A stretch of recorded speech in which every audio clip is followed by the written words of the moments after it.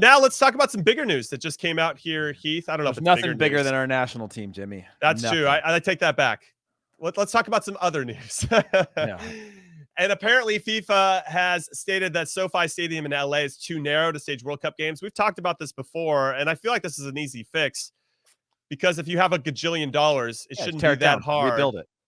Yeah, you just reconfigure what you need to do that. But right now, currently as it stands, SoFi is too narrow to host the World Cup games, World Cup final. I don't know if it was just the final or what, but I think it's World Cup games overall. They got to figure that out. Bad news for Southern California. Does that mean it's going back to the Rose Bowl? Which city do you think should stage the 2026 World Cup final? It's probably between MetLife Stadium in New York or New Jersey, which holds 82,000. I just don't know if you want to play outdoors when it could be. No, that's why it's LA or Texas. It's LA got to or be Dallas. Dallas. AT&T Stadium holds 80,000 with a retractable roof. I don't even know if they'll open it because Texas in the summer. I think you could start the game, kick off at like 12 or 1 p.m. local. That means more of a global audience can see it live. And I think because you can control the environment, it was either SoFi or AT&T, and that's what we decided. But this is I think it's just forcing SoFi to get their act together, who are probably like, do we really have to do this? Kind of annoyed by the whole thing. But I mean, you can't pass up the opportunity to host World Cup games. And then more importantly, the World Cup final. So I think they're going to figure this out, but who knows? Yeah. No, I agree. I know we've covered this in detail and no new information has come out. Just the fact that, people naturally expected it to come back to LA again. But if you remember when they released that first graphic, it said SoFi in the graphic. It did not say Los Angeles. It was weird. It was one of like the only 2 cities that mentioned the actual stadium in the city that they announced. Otherwise, it was like, Philadelphia.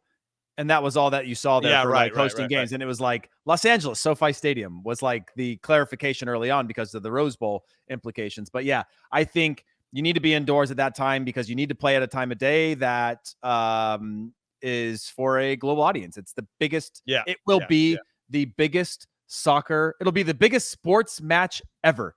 This World Cup will be the biggest sporting event ever. And that match will be the biggest match ever. So you need to obviously cater to the global audience. And then Croatia and Morocco are going to be in the final. I know. They're not going to get the Brazil. Yeah, but you know what? I'll be at the US's consolation game, playing for 3rd place. So that would be that would be quite an accomplishment for us because I don't think this 48-team World Cup is going to be that easy to navigate. All right, final thoughts before we let everybody go so they can enjoy their next couple days before this game kicks off. Heath Pierce, and what I want from you, I'm going to give you some rules here for these final thoughts. Who's going to be captain for the U.S. with Tyler Adams out, and what do you think the final score is going to be against Grenada? I think your choices are Matt Turner, Tim Ream. Would he give it to Weston McKennie? Christian Pulisic, probably the obvious choice, but give me your captain and what the final I kind of like the Ream story. Like, just keep going with this, giving him more. Like, give him the captain's band, the leader on the field. I generally tend to like a midfielder or a defender as a captain. Because they're likely not to be subbed out. They're also, just a little bit different mentality, Jimmy. Producer Alex says Gio Reyna for captain, which is hilarious. I mean, you could swing big and be like, showed the right thing. No, that I don't think that'll happen. But Tim Ream captain. And what was your other question? Final score. I'm saying 4-0. 4-0. Yeah. No, actually, no. I was thinking about this in the context of a home game. I'm saying 2-0. These are an away game. Yeah, they're tough. I'll say 3. I'll say 3-0.